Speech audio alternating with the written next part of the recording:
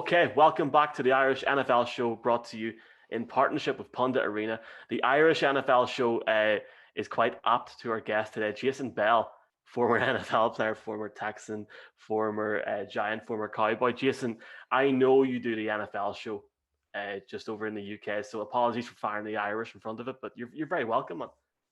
Come on, man. You know I love Ireland. I'm all about it. My family's over there.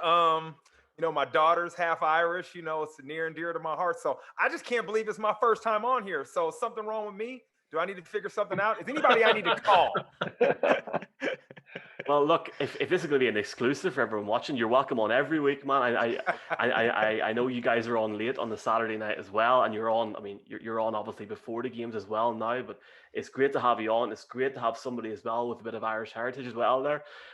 Jason, I guess before we start the questions, have you any favorite place in Ireland, like anywhere you've been recently, or? Oh man, I've been all through Ireland, but I'd have to say, of course, Donegal, Derry, those my favorite places, man. I love it out there. So I spent a lot of time in Northern Ireland. Yes, sir. And I'm from about an hour from Derry City here as well. So give me a shout if you ever. I mean, we'll do it in person as well, some other time as well. Just give us a shout and we'll do it. But welcome in, and Colin. Obviously, great to have Jason on. Absolutely. I suppose, Jason, in terms of the NFL coverage, look, everyone knows about like the rapport, the kind of double act you have with OC. I suppose, is that something that developed as soon as you guys met, or has it come over time? Well, OC and I played together. So obviously, when I first got to the team, the New York Giants, Antonio Pierce, our linebacker, we grew up together. So I knew him, and he basically told me, hey, these guys on the team will be your friends. And OC was one of them. So I don't think OC really had a choice in being my friend. I was going to be his friend regardless, but it did definitely happen organically. And, when you're in the locker room, you get to see people in their true nature. I could see OC and the kind of guy he was. So I wanted to be his friend, and we became friends, and we hung out a lot when I played there and after, obviously. Jason, having lived on the West Coast, born in Long Beach, school, college, and then you end up spending so much time in Europe and living in London, did you ever think that was a possibility growing up? I didn't. I didn't envision that. But my best friend, who's like my brother, one time told me, the life you're living now is exactly what you imagined. You talked about living abroad and spending time abroad. And it definitely happened when I got in the NFL and was able to travel more. I wanted to see the world. So me being here makes sense. But as a kid, I could never kind of imagine what's happening now at all. So very thankful for it, and really appreciative of Nadine allowing a lot of that to happen. Without her, none of this really would be my life at this moment. Yeah, you probably never thought you'd see as much rain in your life. I'll tell you that. Going back to your playing career, though, Jason, you made your way up initially as a UFA, an undrafted free agent. You carved out a role for yourself on special teams. And look, we've seen that a lot with some very famous players, Wes Welker, Cruz, Amendola, etc. I mean, can you take us back to those days and the struggle and the journey you would have had there? And especially after your first year, and I think you had 21 tackles or something, but you were cut by the Cowboys after that first season as well. Yeah, so you learn a lot early on in your career, especially if you survive it, right? It kind of sets you up for the future. And first thing, to answer the first part of the question, is when I got to the NFL, going to Dallas, they had people understood and really respected special teams. So the first thing that happened when I got there, I was playing corner and I was doing really good. But I remember it was Darren Woodson told me, he was like, you're not going to make this team playing corner. You're going to make this team on special teams. So I recognized at that moment that I had to really have success in special teams. And luckily in college, the same kind of scenario happened where my freshman year, I didn't redshirt. I played, and I was a backup, but I played so well on special teams, they had to play me that year, which allowed me to play as a freshman and then end up starting as a sophomore. So I understood how to turn that on quickly and how to really engage. And I was a competitor, and special teams is all about, it's all about being physical. You have to be a competitor and you have to be a physical player. And I was both those things. So yeah, that happened. And then, like you said, after leading them in special teams tackles, almost being a Pro Bowl alternate on special teams as a rookie, I end up getting cut and released and going to Houston. But what really happened is the story, they were trying to trade me. I was in the facility and I wasn't cut, but they wouldn't let me leave. And supposedly they were trying to work something out with Houston. Didn't happen in Houston because they were an expansion team. They had the first of right refusal for any player. So I ended up going there. I literally was unemployed for about 30 minutes.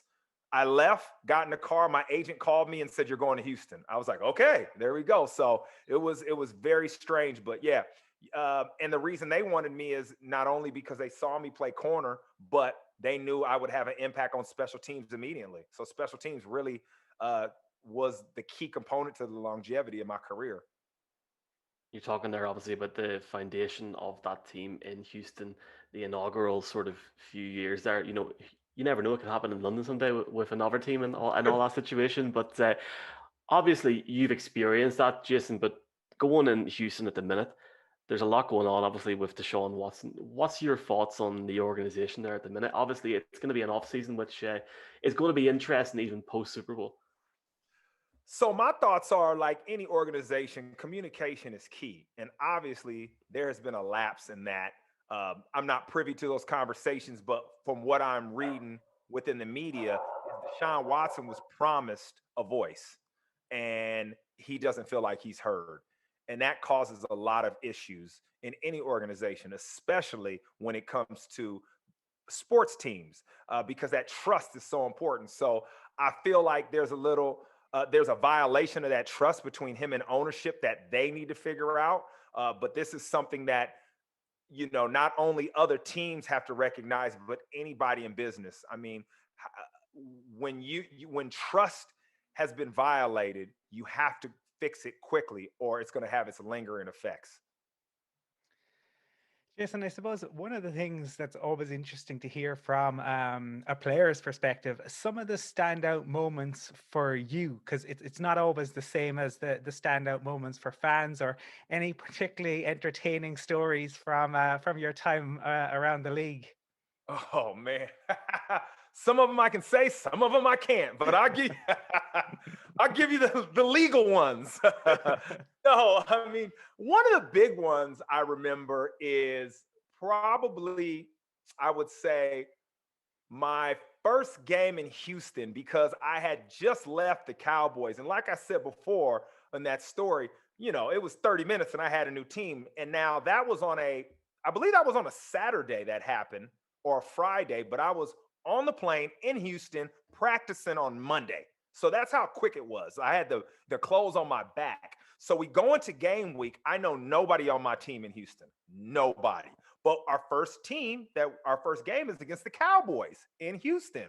So I'm playing on special teams. I'm playing a little bit on defense. I don't really know the defense that well, but I know Cowboys offense. So they're like, "Put you in there, you'll be okay." And I end up having an unbelievable game. And I remember I think I had 3 special teams tackles. And my agent told me at the time it was the funniest thing he's ever seen. At first, I make a tackle, and first nobody's talking to me. I make one tackle, and you see like 3 guys come up to me. "Hey, okay, that's good." I'm talking so much mess to the Cowboys sideline. The referee literally comes up to me and goes, "Hey, Bell, I understand that's your old team, but if you keep going, I'm gonna have to throw a flag on you. You got to stop." I mean, it was out of control, the stuff I was saying to their sideline. But after a couple more tackles, guys on my team just started coming up to me, "Hey," and like introducing themselves in the game, like, "Oh, this guy can play." So I remember it so vividly, like all the plays, everything that happened. We ended up winning the game, and I remember a sign from a Houston fan that said, "We don't care if you lose every other game, just win this one." And we almost lost every other game. So, but it was just something that I knew nobody, but at the end of the game, I had a whole set of new 53 friends. And it was all because you go out there and they see how you play, and they were like, "Hey, this guy, he's made our team better." So that was a real big moment at the beginning of my career. And in the end of my career, when I played my last playoff game, I just remember they had me playing corner. I was playing safety all year. They moved me to corner. I ended up having a shaky start, but I ended up having a pretty good game. But there's a lot of things I had to overcome during that game. A lot of mental challenges, physical challenges, and I really stepped up to the battle. And I'm very glad I did, because that's the last time I ever stepped on a field. So I kind of retired with the mentality that I'm just not a quitter. And whenever I face any kind of challenges, I remember that moment. And I know that, hey, you're built to overcome this stuff. Even though it's hard, even though you have those negative emotions everybody else has, you've been in situations where you find a way to dig yourself out. And I'm very thankful and grateful for that. Jason, you're well aware of the love for the game this side of the world at this stage. Michael and Colin are Broncos fans. Mark, unfortunately, is a Patriots fan. But growing up for you, who was your team? And is there any one particular game when you were a kid that you think back of as a game that you always it kind of outweighs other games? So growing up was weird. I was a Giants fan, and it was because my neighbor at the time was a Giants fan, and him and his father. So it was the time of LT and all that, right? The 80s, the Super Bowl. So I grew up a Giants fan, and I would say I just remember, like, the main thing I remember is just that physical defense. I used to always remember watching defense, and I fell in love with the defense, like, just because of Lawrence Taylor and all that kind of stuff. But being on the West Coast, I will say for a second there, I cheered for the 49ers a lot. You know, who wouldn't, man? I love Jerry Rice. But I definitely grew up as a Giants fan, and the first youth football team I played for was the Giants, and the last team I played for, obviously, the Giants. Jason, I was going to say that, growing up in Long Beach, there are Raiders fans and 49ers fans that were hanging their head at hearing you're a Giants fan growing up, I'm sure. But I know, yeah, man. It's I get it, man. crazy. But I kept it real, man. I kept it real. It's all good. I'm actually, I just want to say as well, your story about the Texans there. I mean, we've seen that even in this playoffs. Like, we've had a bloke named Blake playing on the offensive line of Cleveland that Baker Mayfield's basically introducing himself to in the huddle. So the parallels continue, and it happens in the NFL. I want to ask you something, which is, you've probably been asked a little bit about this, but it's more your post-playing career now. And last year, you did a certain show that's very popular in my house on a Saturday night, but not as the results show becomes a bit contentious on a Sunday night. So you did Strictly Come Dancing. In the US, Dancing with the Stars, Heinz Ward, Donald Driver, some great NFL players have done it and won. They've also had Kurt Warner and LT on it, who definitely didn't win. Now, man, you went out in week 3. You were probably a little bit closer to the latter category, in fairness, than the former. But what did you take out of that? And were there any real surprises on the way? Like, was anybody come up to you and say, I'm a massive NFL fan or something like that? Or what did you get out of it personally? Wow. First of all, Donald Driver and me have the same agent. So I remember when he was on there, and that was really cool to watch him. Yeah. I loved the show. Loved every second of it. A lot of people are NFL fans. A lot of people on the production side of it love the NFL. But two people definitely stick out. They were NFL fans, and that's Anton. He's a huge NFL fan, loves his Washington football club. And Jamie really follows the NFL a lot. We spoke a lot about Patrick Mahomes and what makes him good and things of that nature. He wanted to know a lot about different players and kind of what made them tick. He's trying to really dig in on some insight and what made them successful. But it was a topic that was talked about more than anything with people, is the NFL. And I loved every second of it. I remember a couple times getting ready to go on and do my trial runs and stuff like that. And I'm talking football, 5 minutes before. And Lou was looking at me like, can you focus? Let's focus in on what we got to do. So that was really interesting. But I just, that show is amazing. Amazing people. It's wonderful what you learn about yourself on that show. It puts you in a position where you can really challenge yourself. And I haven't been able to be in that kind of situation since I played. So I really enjoyed that. And I just, this year especially, understanding what the world was going through and still is going through, and you could be that release temporarily, I felt privileged to do that. You know, I didn't go on there worried about how long I would last because I was all about the journey to me. It was the same way I thought about football. You get on the field, all you can control is that moment. You better lock in because you're not getting it back. And that's how I thought every time I was out there. And I really enjoyed it. And I was so happy for everyone on that show and all that they've done because a lot of people worked so hard and overcame a lot of things that we couldn't see in the public, you know, if you weren't around. And I just strong people, strong individuals, and just a great experience all around.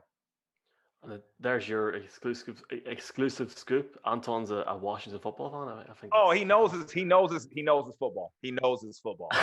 He really knows. excellent.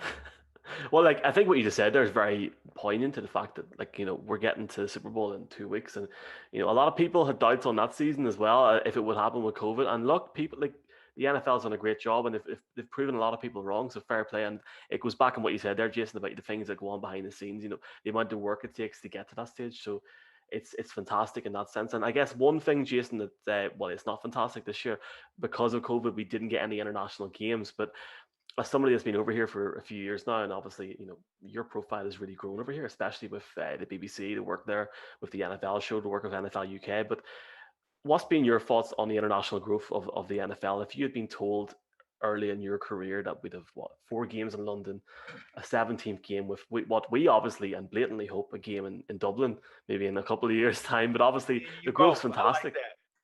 I like that. What's your thoughts, man, just on that growth? And are you excited, maybe, I guess, to sort of to take part? Like, you know, you really do play an integral part of that in the UK and Ireland, especially. Yeah, so when I first got involved over here, first of all, I've seen games over here. Clients I work with on the financial side have played here before I got involved with the media side. But once I was able to go into the office and see all the people that have worked for all these years to get the game where it is, I understood why it's had this success. And really, it's about the fans, man. The fans over here are a special group of people. I mean, when you come to the games over here, it is nothing like anywhere else. It is only thing I can say it has similarity to is a playoff game in the US. It's that intense. It's that much of an event.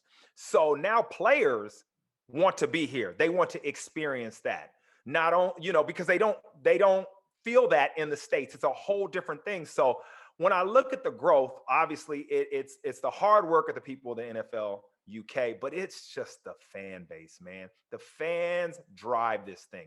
The more engaged, the more they're coming to the games, all that, the more the NFL will keep pushing to grow because obviously they want to be here. And I would love it to be global, like you're saying. I would love there to be a game in Dublin now because Notre Dame always plays out there, right?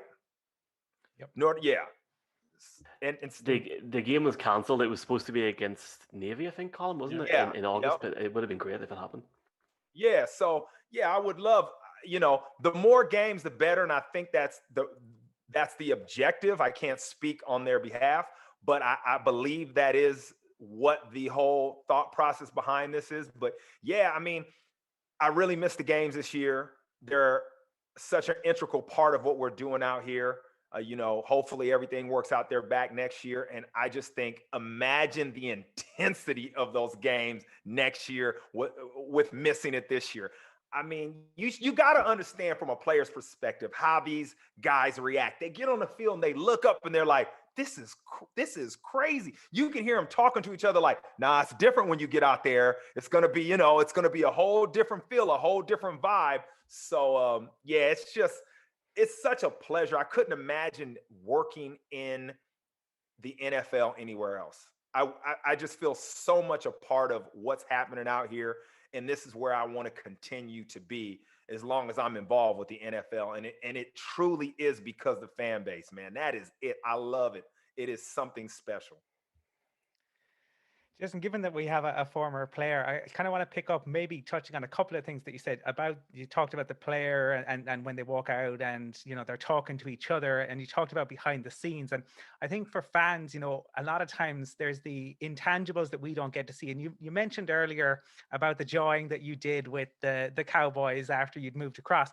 how big a part, we know it goes on, but how big a part is that, and like how much does that affect the opposition on the field? So it all depends on what kind of player you are, right? I mean, there's not as much talking as you think, but there is, and it gets intense, right? And it all, like on special teams, I used to talk a lot because the play was you had one play, it was explosive, it was a long play, it was running, hitting, tackling, all in one play. So there's a lot of John that went on in those plays. But on defense, I'll be honest, you have to know who your opponent is. It's guys I've jawed at that I've realized I made a mistake. And the mistake was they got better. As soon as I started jawing at them, they got better. I was like, I have made this person better than they were. I'm hurting myself. Like I did this to myself. So that's really what it is. You see some guys talk a lot, but for the most part, it's pretty quiet because people are, they're focused on what they have to do. But that couple of 5 seconds in between plays, there's some quick back and forth. But yeah, for the most part, everybody's got a little bit of respect for each other. Be careful who you talk to. Like I said, some of those guys will turn it on. Jason, can I ask you about your experience in working for Tom Coughlin? So people said he mellowed as the years went on, in particular the season in which we won the Super Bowl in 2007, 2008, but having left just before that, how did you find working for him? Well, I like playing for Coughlin because my previous coach was Dom Capers and they were friends. So they had a similar philosophy. That's part of the reason I believe Tom Coughlin went and got me in free agency because he saw me practice. He saw me play because that year he was out of football. He spent all of his training camp with us in Houston. So he knew what kind of player I was. And I kind of fit his identity of the players he kind of liked. So I fit in well because with Coughlin, you knew what you were getting. It was structure. And as long as you took care of business, everything was fine.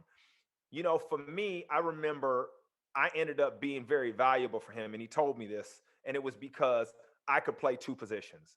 So why your listeners, let me explain why that's important, because you only have 46 guys, I believe, that can suit up for the game. So a lot of people have to have crossover positions. So if you want to carry an extra lineman that week, well, you might have to get rid of a corner. So I'm your starting nickel safety, but I play corner too, so you can sit one guy down.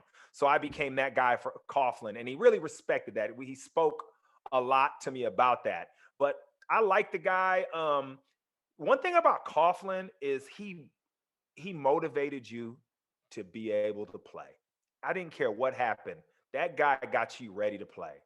And that's a skill. He was a true head coach and leader in that regards. Not a lot of guys are able to motivate you every week. Tom Coughlin always found a way. Did you set your clock to Tom Coughlin's time? I was already used to that from Dom Capers. Like that, those stories, that meant nothing to me because that was how it was under Dom. Same thing. That was nothing new to me. I came in there, was like, oh yeah, I get this. And the one thing I understood was all he's asking you to do, just be responsible. That was fair. And he was fair to me because of that. Jason, funny you saying about you have to have multiple roles. I remember as a Patriots fan when Julian Edelman broke into the league, he was punt returner, he played slot cornerback, he was fourth receiver and stuff. And he talks about that. Hey, you've got to do what you need to do to hang around and to prove a role. And obviously, it went on very well for him.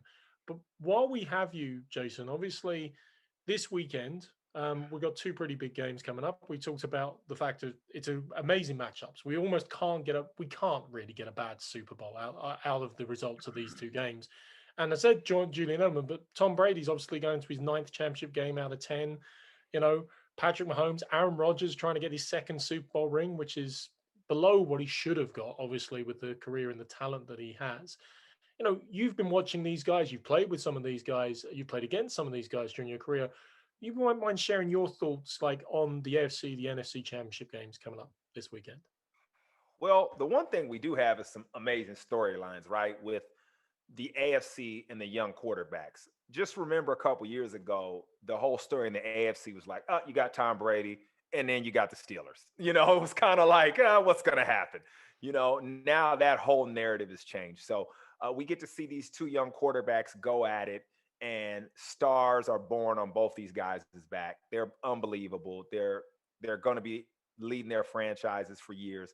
So that's just going to be amazing to watch that and witness that. And we get to see two teams, you know, both of these guys are going to have to throw themselves to victory in that game, right? Unless something crazy happens, somebody starts running the ball, and then I don't know what I'm talking about. But, you know, as far as I look in the AFC, what you saw with Josh Allen, he was throwing the ball, you know, they don't have a running game really that much. But in the NFC, obviously, I mean, we've been wanting to see this Tom Brady, Aaron Rodgers matchup. We've been wanting to see it in the Super Bowl, never got a chance to. Well, this is the second best thing. So watching these two guys go at it, I believe that the Packers team is so diverse on offense. It's the reason they're the number one offense. They're so balanced. And Aaron Rodgers, I mean, I'm telling you, I was telling OC today, the guy looks like he's on the beach having a Mai Tai in the back while he's taking a snap from the center. I mean, he's in that level of control. He is chilling out there. Just, I mean, it's the guy, he doesn't even sweat. It's cold out there, let's be honest, but it's just like, it's crazy. I mean, he's just back there chilling. Tom Brady is the same way. I mean, the way he processes it, but he doesn't make it look that easy, right? Tom Brady's a little more intense, you know, chiseled chin and all that kind of stuff. But you get to see these guys, no matter what happens, both of these guys can lead a comeback. So at the whole game we're going to watch, it's like, who's going to turn it on and when and how? And both of them can do it. Beautiful football. Both their defenses are going to have to step up and make a play. But as we know, the quarterback position in football is the most important. And we got 4 guys that literally can win the game for their team. 4, you know, so this is what the NFL is about. And we have the best 4 teams going head to head. And I feel almost like we've taken away from your show there, Jason, because you've just previewed it for us. But you can check out Jason, Dan, and OC on Saturday. I think it's 9 o'clock on the Red Button, and then later on in the evening as well, Jason, on BBC One. It's crazy to think it's almost time for another Super Bowl run. I know. I'm excited. I know you all are too. But it's we got a great matchup, whatever it is. So it should be good. Yes, sir. Well, look, we massively appreciate you coming on. It's great to hear your stories always about Ireland, the NFL, the works. I'm sure if you're ever over here, if Donegal or Derry ever need anybody to start playing Gaelic football, I'm sure you can give them a shout, sure, and sure, we'll see what happens. I like Gaelic football, by the way. I like it. Yeah. Happy days. No, look, it's obviously a pleasure, man. It's great to chat to you as well, and I know fans over here and across the UK and Europe appreciate it as well, man. And we definitely appreciate you